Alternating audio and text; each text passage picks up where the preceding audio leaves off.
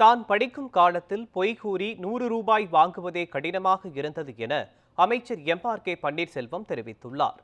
தமிழ் புதல்வன் திட்டத்திற்கான துவக்க விழா கடலூர் மஞ்சக்குப்பம் புனித வள்ளலார் கலை மற்றும் அறிவியல் கல்லூரியில் நடைபெற்றது. இந்த நிகழ்ச்சியில் அமைச்சர்கள் எம்.ஆர்.கே. பன்னீர்செல்வம், சீவ கணேசன் ஆகியோர் கலந்து கொண்டு முதற்கட்டமாக 500 மாணவர்களுக்கு தமிழ் புதல்வன் திட்டத்திற்கான வரவேற்பு பெட்டக பையை வழங்கினர்.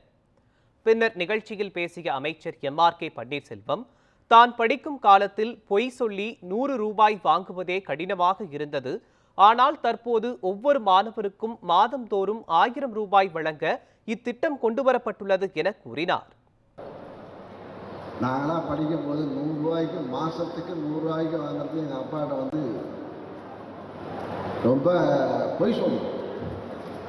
பொய் சொல்லி இப்போ ஏதாச்சும் கடிதம் எழுதி 100 ரூபா மாதத்துக்கு 100 ரூபா வாங்குறதுக்கு பெரும் கஷ்டம். ஆனால் இந்த தினம் மாதம் நம்முடைய முதல்வர்கள் தந்தையாக இருந்து மாதம் மாணவர்களுக்கு 1000 பெண்கள் கிட்டத்தட்ட பெண் பிள்ளைகளுக்கு கிட்டத்தட்ட 18 லட்சம் பெண் பிள்ளைகளுக்கு மாதம் 1000 ரூபாய் கொடுத்து கொண்டிருக்கிறார்கள்.